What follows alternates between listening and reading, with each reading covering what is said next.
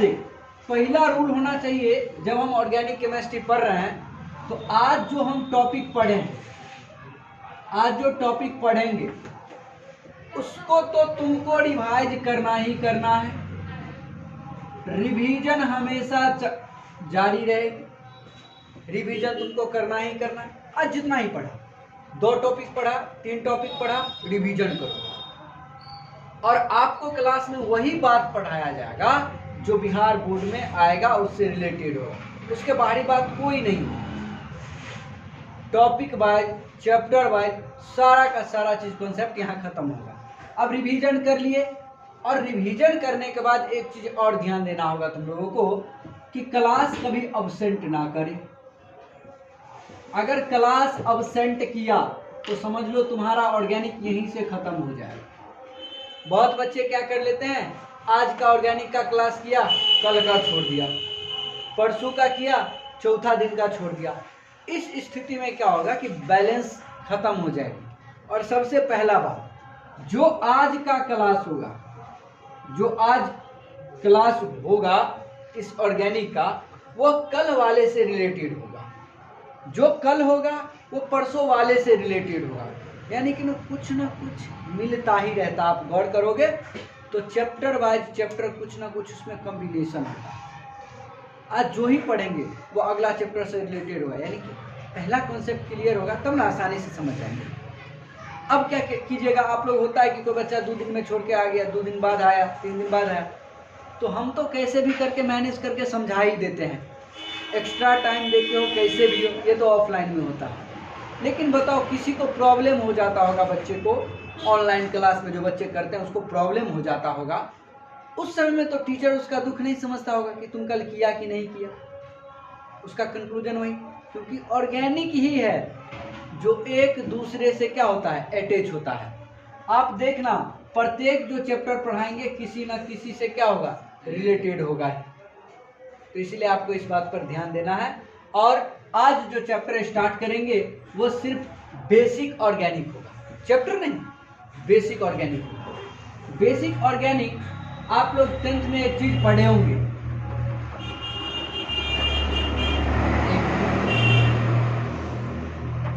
Basic organic में एक चीज आप लोग पढ़े होंगे 10th में, जीवन शक्ति का सिद्धांत। पहला बेसिक ऑर्गेनिक कॉन्सेप्ट। ये जो बेसिक ऑर्गेनिक कॉन्सेप्ट है इसमें क्या सीखेंगे, इसमें ये सीखेंगे कि कार्बन कहाँ से आया, कार्बन कितने आबंधों से बनते हैं, कार्बन क्या है नहीं है, कार्बन में संक्रमण होता है, sp3 संक्रमण होता है, sp2 संक्रमण होता है, इस पे आधारित क्वेश्चन भी आता है। जरा ध्यान दें आप, बेसिक कॉन्सेप्ट में सबसे पहला आता है जीवन शक्ति का सिद्धांत। जीवन शक्ति का सिद्धांत। अच्छा, ये जीवन शक्ति का सिद्धांत है क्या? जीवन शक्ति का सिद्धांत है क्या? तो आप लोग क्लास 10th में पढ़े होंगे कि एक ब्राजीलियस नाम का वैज्ञानिक था,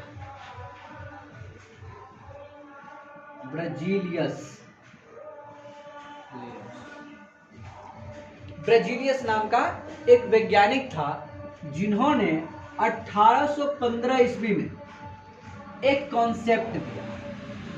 और कॉन्सेप्ट ये दिया गया था कि जितना भी ऑर्गेनिक कंपाउंड है, वर्तमान में अगर आपको मैं बताऊं तो हमारा नज़र जिधर जिधर जाता है कुछ ना कुछ ऑर्गेनिक चीज से बनी चीज नजर आता है, सीधी बात है। आप जिधर नजर डालो उसमें कार्बन की कुछ ना कुछ उपस्थिति होती है। मार्कर में भी कार्बन की उपस्थिति है, कपड़ों में कार्बन की उपस्थिति होती है, और बहुत सारे ऐसे चीज है जिसमें किस चीज की उपस्थिति होती है, कार्बन की उपस्थिति होती है। तो बहुत व्यक्तियों ने ये पूछा कि कार्बन की उपस्थिति होती है तो ये आता है कहाँ से? कहीं ना कहीं तो सोर्स होगा। लाइट जलाओ, मोबाइल का चलो। तो लोगों ने पूछा कि आप जो इस कार्बन कार्बन शब्द जो बोल रहे हैं, ये कार्बन आया कहाँ से? जैसे हम मास्टर है, सपोज दैट हमारा भी तो उत्पत्ति होगा, हम भी तो कहीं से आए होंगे, तब ना अस्तित्व है। अगर कार्बन है तो कहीं ना कहीं तो सोर्स होगा। तो ब्रजीलियस साहब जो थे महान अनुभवी, उसने यह बताया कि कार्बन जो है ना, वह एक अदृश्य शक्ति है। अदृश्य मतलब दिखाई नहीं देता है, वह अपने आप रूपी आ जाता है। और ये बात बता के उन्होंने एक सिद्धांत दे दिया, क्या चीज? जीवन शक्ति का सिद्धांत। लेकिन हर एक टीचर के पास एक ऐसा विद्यार्थी होता है जो बहुत खचरहवा होता है। वो हर एक कॉन्सेप्ट को देखेगा कि तू बता कैसे दिया जो ये होता है, तुम बता कैसे दिया कि ये होता है। उसी में एक और इसी का शिष्य था, इस गुरु का शिष्य, ब्रजीलियस का शिष्य जो था वो था वोहलर। कौन थे? शिष्य वो वोहलर था। वोहलर ऐसे ही लिखा था, वोहलर था। वोहलर ने क्या किया? उनके कहे हुए बातों पर फोकस किए कि ये जो बात बोल रहा है ये सही है क्या, कि कार्बन सही में अपने आप आ जाता है। अगर ऐसा कार्बन होता तो भाई दुनिया में आज लाखों करोड़ों में यौगिक मिल रहा है, जिधर देखो कार्बन ही कार्बन। सबसे अभी देखो 118 तत्व उपस्थित है। उसमें सबसे अधिक जो कंपाउंड बनाया हुआ है, यौगिक बनाया हुआ कार्बन का यौगिक मिलेगा तुमको। और अभी भी लोग बना रहे हैं, धर्रेते बना रहे हैं। जिस प्रकार हम समुद्र के पानी के गहराई को नहीं माप सकते कि अब पानी कितना, उसी प्रकार कार्बनिक यौगिक को भी फिक्स नहीं किया जा सकता कि कार्बनिक यौगिक जो है इतना ही तक फिक्स है। लाइट जलता है क्या? तो फिक्स नहीं, ये नहीं बता सकते। क्यों? क्योंकि कार्बनिक यौगिक बनता ही चला जाता है। आप देख लो ना, साबुन से लेके सोडियम नाइट्रेट जो बनता है उसमें भी कार्बन है, सी है, NaNO3। कैल्शियम कार्बोनेट CaCO3, उसमें भी तो कार्बन है। तो इन्होंने क्या किया? इसका कॉन्सेप्ट सुन के और अपना कॉन्सेप्ट को लागू किया। इन्होंने क्या? अमोनिया साइनाइड को, किसको? अमोनिया साइनाइड, यानी कि NH4 और CN, इसको कहते हैं अमोनिया साइनाइड। अमोनिया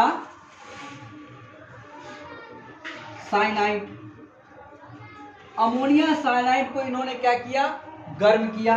कहां पर? अपने प्रयोगशाला में ले जाके इन्होंने गर्म किया। तो इन्होंने देखा क्या? इससे यूरिया प्राप्त होता है। क्या प्राप्त होता है? NH2CN NH2, यूरिया प्राप्त हुआ। और इन्होंने 1823 ईस्वी में, कितना में? 1823 ईस्वी में अपने गुरु के बताया हुआ बात को गलत साबित किया और इन्होंने एक अपना कॉन्सेप्ट दिया, जिसमें इन्होंने बताया कि जो भी कार्बनिक तत्व है वह आपरूपी किसी तत्व में या किसी पदार्थ में नहीं आता है। क्योंकि हमने अमोनिया साइनाइड को, हमने यानी कि वॉलर ने अमोनिया साइनाइड को प्रयोगशाला में तोड़ के यूरिया का निर्माण किया, जिसमें क्या उपस्थित था? कार्बन उपस्थित था। समझ आ रहा है? तो यहां से कार्बन आया। ये कार्बन का कहानी था। समझ में आ रहा है? अब इस कार्बन के कहानी को कुछ हम आगे बढ़ाते हैं। आप लोग इसमें कोई पॉइंट है ऑब्जेक्टिव वाला, जैसे ब्रजीलियस जीवन शक्ति का सिद्धांत कब दिया था, उसका शिष्य ने कब तोड़ा था, ये सब लिख लो ताकि काम आ जाए। चलिए अब जरा कार्बन के बारे में जानिए। अब कार्बन है क्या? कार्बन का सिंबल होता है क्या चीज वाले? C। कार्बन का सिंबल क्या होता है? C। कार्बन एक तत्व है, कार्बन एक क्या है बाबू रे?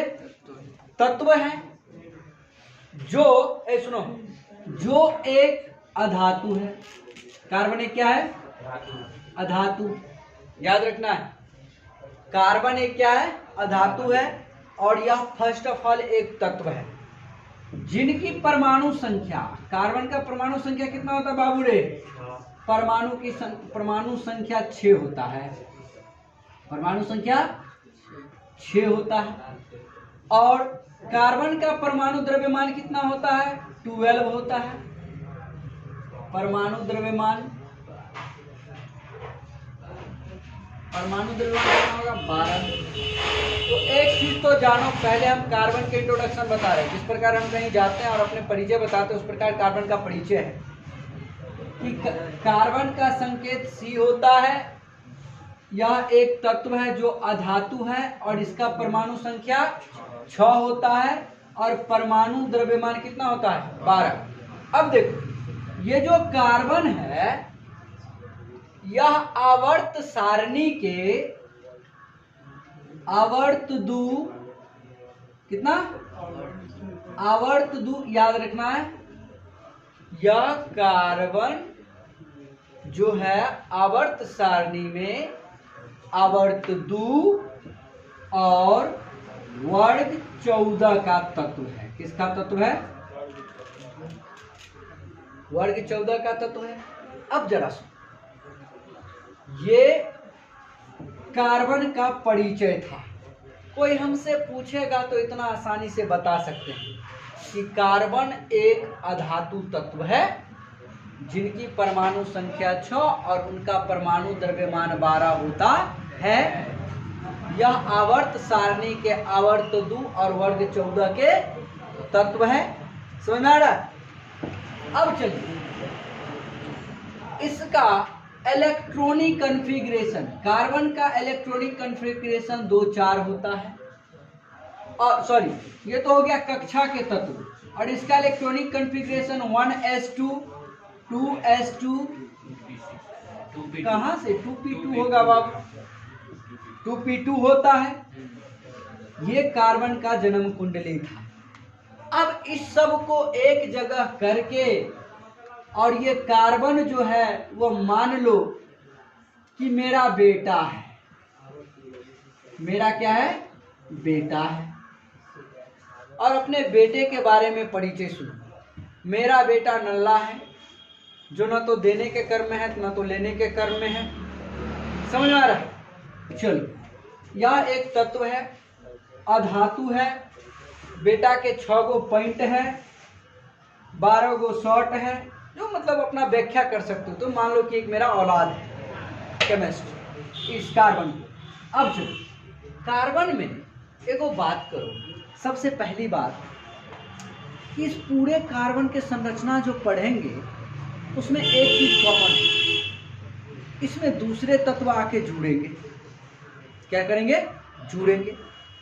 जुड़ता क्यों है उस पर ध्यान दिया। अब सुनो, पहला कॉन्सेप्ट कि कार्बन के बाह्यतम कक्षा में कितना इलेक्ट्रॉन होता है? 2 4। तो जो लास्ट में इलेक्ट्रॉन होता है ना उसे बाह्यतम कक्षा बोलते हैं। इसमें कितना इलेक्ट्रॉन होता है? 4। चलो, ये C एक कार्बन है, ठीक है। इसका प्रथम कक्षा ये है और दूसरा कक्षा ये है, जो KLMN के फॉर्म में होता है। हमने मान लिया कि ये कक्षा L और M है, KLM है, ठीक है।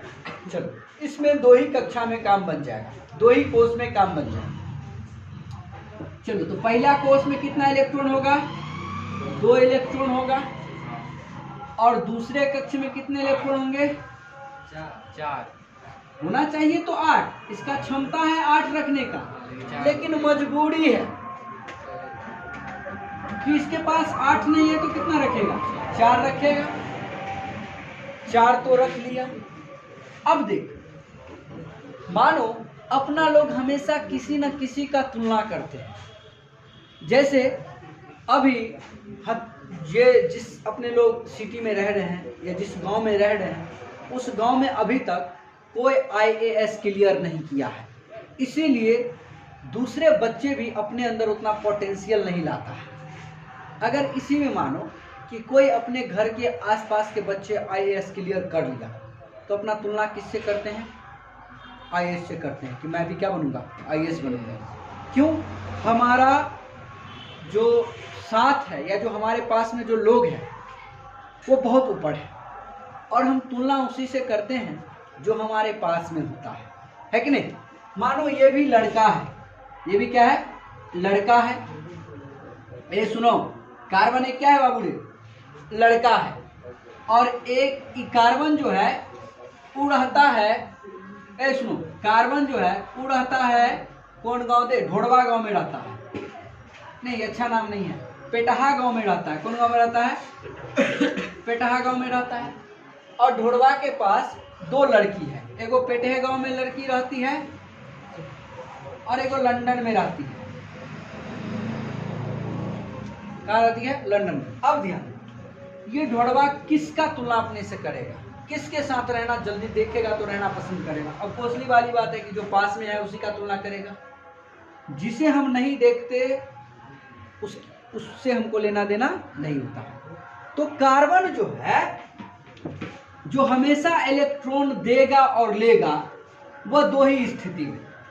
कार्बन भी चाहता है कि हम एस्टैब्लिश हो जाओ, या तो इलेक्ट्रॉन लेके या फिर इलेक्ट्रॉन को देके। मानो कोई ऐसा तत्व है जो इलेक्ट्रॉन ले लेता है और कोई ऐसा इलेक्ट्रॉन है जो तत्व देता है। तो कार्बन भी चाहता है कि हम अस्थिर हो जाएं।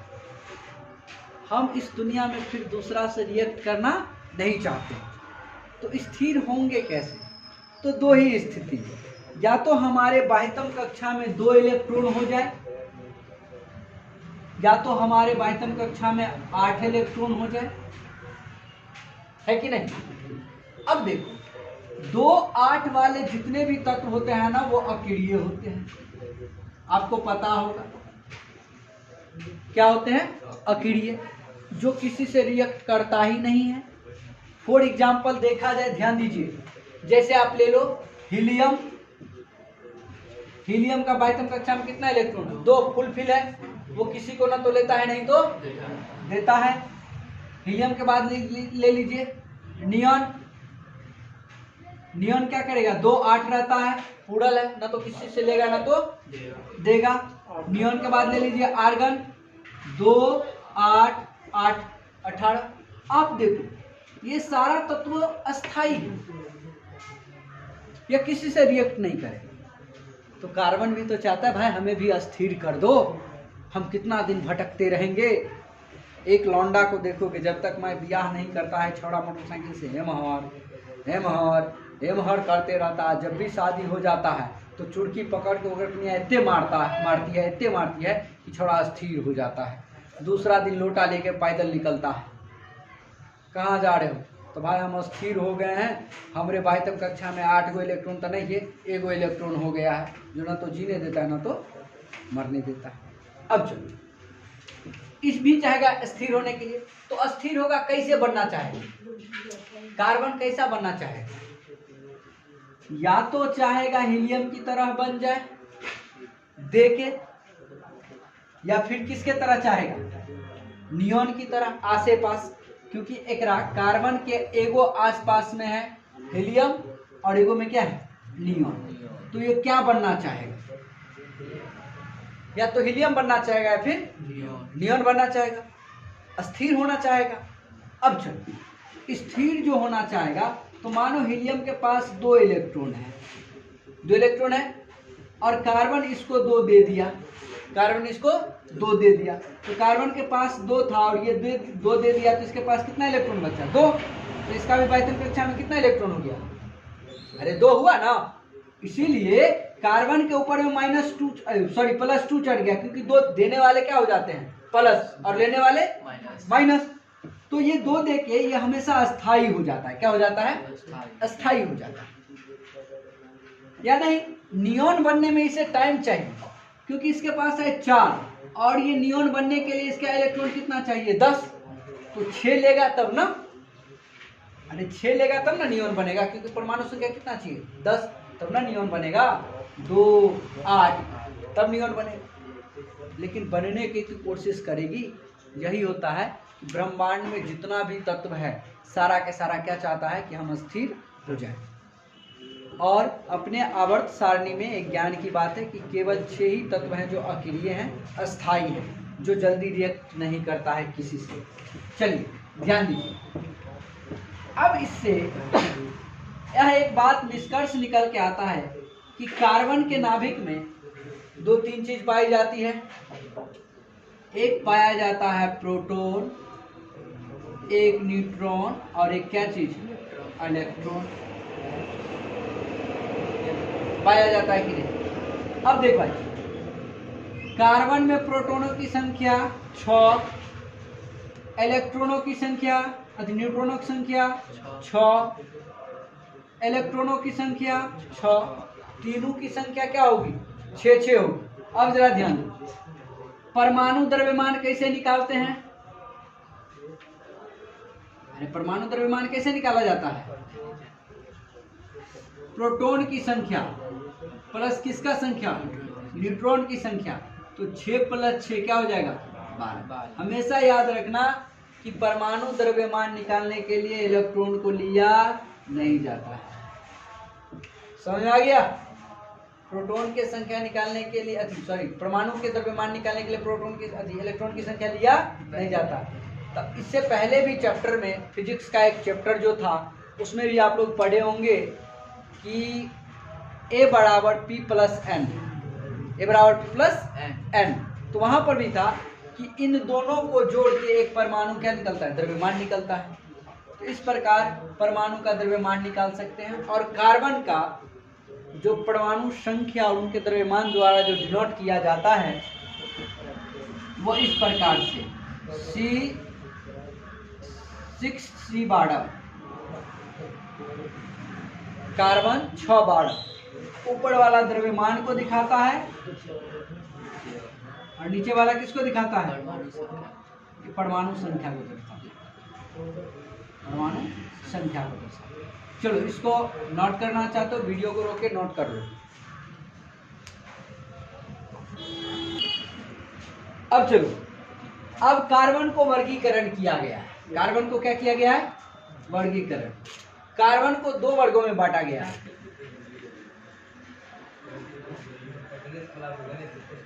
एक संतृप्त, एक क्या चीज, संतृप्त, और एक असंतृप्त। एक संतृप्त कार्बन और एक असंतृप्त कार्बन। बहुत बार तो ऐसा ऑब्जेक्टिव पूछ दिया जाता है कि निम्नलिखित में से कौन संतृप्त है और कौन असंतृप्त है, इस प्रकार पूछ दिया जाता है।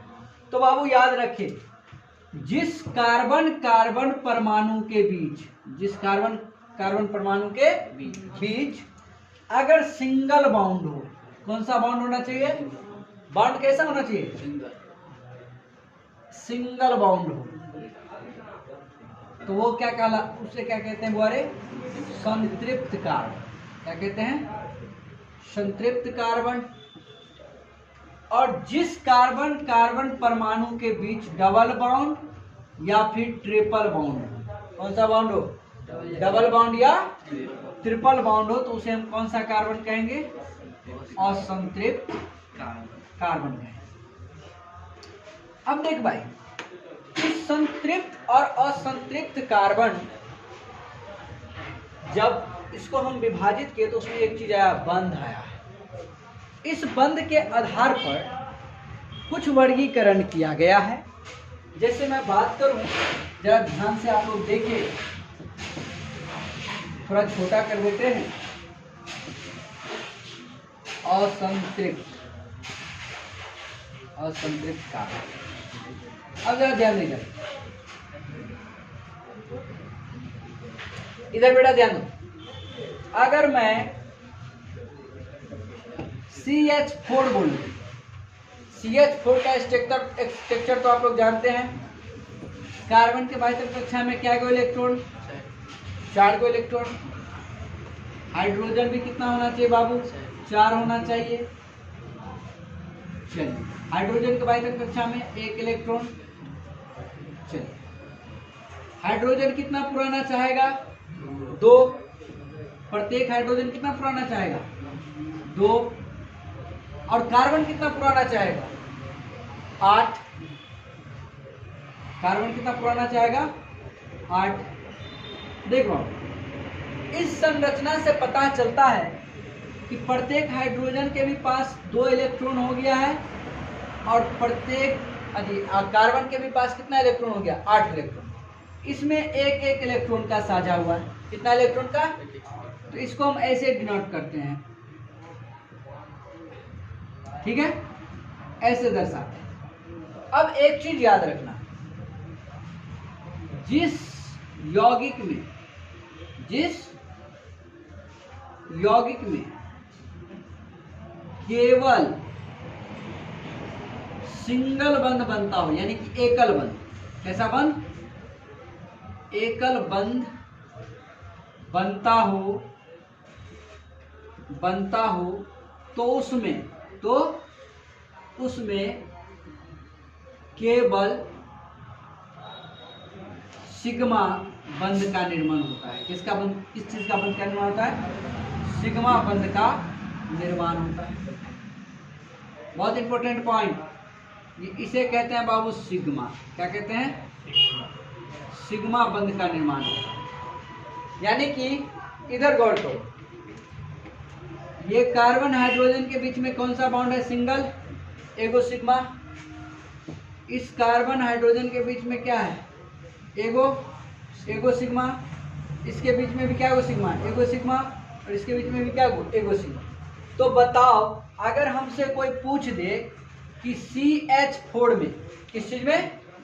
CH4 में सिग्मा बंध की संख्या कितनी होती? सिग्मा बॉन्ड के 4। सिग्मा बंध कितना है? 4 सिग्मा बंध। 4 सिग्मा। कितना सिग्मा? 4 सिग्मा है। तो जहां भी एकल बना होगा उसमें कितना सिग्मा? 4 सिग्मा। एक और कंपाउंड आप देखो, एक हम कंपाउंड ले लेते हैं CC। आप इसमें मुझे बताओ कितना सिग्मा होगा? इसमें कितना सिग्मा होगा? देखो, इसके बीच एक सिग्मा, इसके बीच एक सिग्मा, एक सिग्मा, एक सिग्मा, एक और एक। गिनो, 1 2 3 4 5 6 7। तो बताओ C2H8 में कितना सिग्मा? 7 सिग्मा। सिग्मा की संख्या कितना? 7। ये तो था सिंगल बंध के लिए, इसके लिए सिंगल बंध के लिए।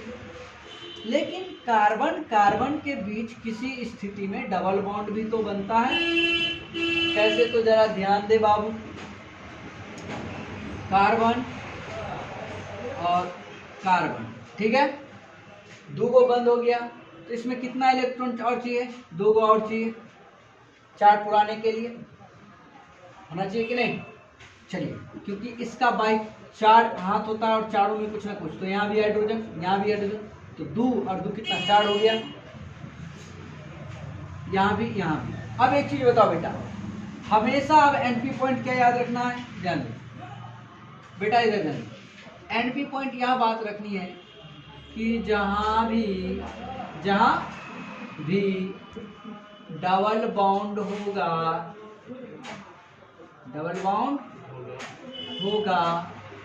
वहां पर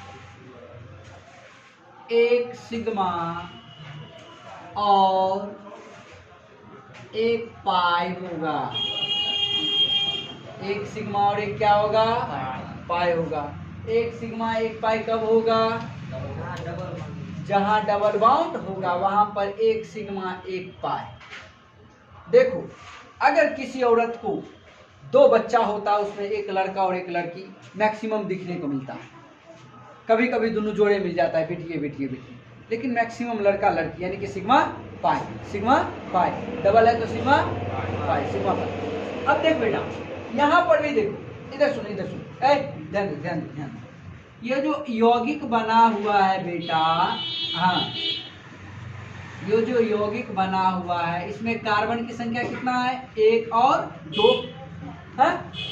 अब इसमें बताएगा कि आप मुझे बताओ कि कार्बन एक में सिग्मा बंध की संख्या कितनी है और पाई बंध की संख्या कितनी है। तो बता बेटा, इसमें सिग्मा बंध की संख्या कितना होगा। तो एक गौर करो, इसके बीच सिग्मा, इसके बीच क्या चीज, सिग्मा। इसमें एक सिग्मा और एक क्या चीज, पाई। तो इसमें तो बनेगा 1 2 3। तो सिग्मा कितना, 3 और पाई कितना, 1 होगा कि नहीं। अब सुनो, इसमें देखे तो वही बात, एक सिग्मा 1 और एगो सिग्मा ये, तो कुल मिला कितना सिग्मा, 3 सिग्मा भी 3। ये कार्बन 1 के लिए था, अब किसके लिए बोल रहा हूँ, कार्बन 2 के लिए। इसमें सिग्मा कितना, बोलो बोलो, 3। सिग्मा की संख्या 3 और पाई की संख्या 1। अगर हमें ओवरऑल पूछे कि दोनों कार्बन मिला के बताइए कि इसमें सिग्मा की संख्या कितना होगा, तो सिग्मा कितना हो जाएगा बाबू, 6। पाई कितना हो जाएगा, समझ में आ गया। ओवरऑल पूछेगा तो, सॉरी, ओवरऑल पूछेगा तो पाई 1, ओवरऑल पूछेगा तो पाई 1 और 1 2 और 3 4 5। ओवरऑल में फिर दिक्कत हो जाएगा। एक मिनट, ये तो था 1 2 के लिए पाई 1। अगर ओवरऑल सभी मिला के पूछेगा तो सभी सिग्मा गिन लेंगे। तो 1 2 3 4 5, तो सिग्मा कितना, 5 और पाई कितना, 1। समझ में आ गया ये कॉन्सेप्ट। कोई दिक्कत, छाप लो, नोट करो। ये तो नया चीज होगा तुम्हारे लोग के लिए, नोट करो। अब देखो बेटा, ध्यान दो इधर। तीसरा स्टेप यह होगा, तुम लोग क्या होता है कि भटक जाते हो, इसीलिए लाइन पर लाते, ध्यान से सुनो। तीसरा स्टेप में क्या होगा कि कार्बन के बीच 3 गो बॉन्ड, क्या गो बॉन्ड, देख बेटा, जब 3 गो होगा, जब 3 गो बंद होगा, उस स्थिति में बेटा ऊपर का वाला पाई, ऊपर निचल का वाला पाई, देख ऊपरों में पाई, नीचों में पाई, बीचे में सिग्मा। कैसा, बोलो, ऊपर पाई, नीचा पाई और बीचे में सिग्मा। हाँ, ये कॉन्सेप्ट ध्यान देना। बीचे में क्या चीज, आगे देखो, छत पे ऊपर छतरी और बीचे में क्या है, सिग्मा। ये सो गया सिग्मा, छत पे ऊपर छतरी, बीचे में सो गया। आइए ध्यान, अब ध्यान दो, आगे ध्यान दो। तो जब ध्यान दो बेटा, जब कार्बन के बीच ट्रिपल बॉन्ड हो, कितना हो, ट्रिपल बॉन्ड हो, तो कार्बन 1 है और कार्बन कितना है, 2। तो इस स्थिति में बताओ, कार्बन 1 के लिए सिग्मा क्या गो होगा, तो 1 और 2, सिग्मा कितना, 2 सिग्मा बंद, सिग्मा बंद कितना, 2 सिग्मा बंद और पाई क्या गो, 2 गो पाई, पाई भी क्या गो और सिग्मा भी क्या गो, एक लिए पाई क्या गो, 2 गो सिग्मा 2 गो पाई। लेकिन ओवरऑल बोले कि बताइए इस यौगिके में कितना सिग्मा है, तो 1 गो सिग्मा 2 गो 3 गो, तो टोटल सिग्मा क्या गो, टोटल 3 गो सिग्मा, टोटल पाई 2 गो, टोटल पाई 2 गो। बात समझ में आ गया। ये था ये पाई सिग्मा का खेल था। अब कनी देर खेल चलेगा हाइब्रिडाइजेशन का, 2 मिनट का खेल हाइब्रिडाइजेशन।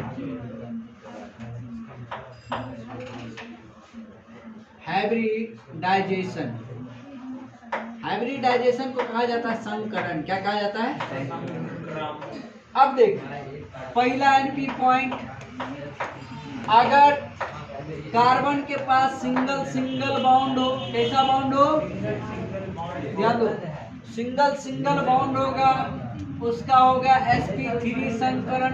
कैसा संकरण, संकरण। संकरण। ठीक है, अगर मान लो कार्बन कार्बन के पास डबल है तो उसका होगा sp2 संकरण। क्या होगा? sp2 संकरण। अगर कार्बन कार्बन के पास, अगर कार्बन कार्बन यौगिक के पास ट्रिपल बॉन्ड हो, कैसा बॉन्ड हो, तो उसे होगा sp3 संकरण। क्या होगा? चलिए इसके बाद अगले वीडियो में फिर इसको अच्छा से एग्जाम्पल लेके एक्सप्लेन करते हुए कल चैप्टर को स्टार्ट करेंगे। आज ये सारा के सारा क्या था? इंट्रोडक्शन था। चलो यहाँ sp होना चाहिए, sp संकरण। कल हम फिर चैप्टर को लेके बढ़ेंगे। हाँ होगा कहाँ बेटा? नीचे नीचे जहाँ मिटाए। नहीं बेटा, ट्रिपल बॉन्ड होगा तो ओनली sp संकरण होगा, डबल बॉन्ड होगा तो sp2 होगा, और सिंगल बॉन्ड होगा तो sp3 संकरण होगा। याद रखिए। फिर मिलते हैं। कार्बन का सबसे महान बड़ा टॉपिक शुरुआत होने वाला, चैप्टर नंबर 10, जो कल के वीडियो में आएगा। आज के लिए धन्यवाद।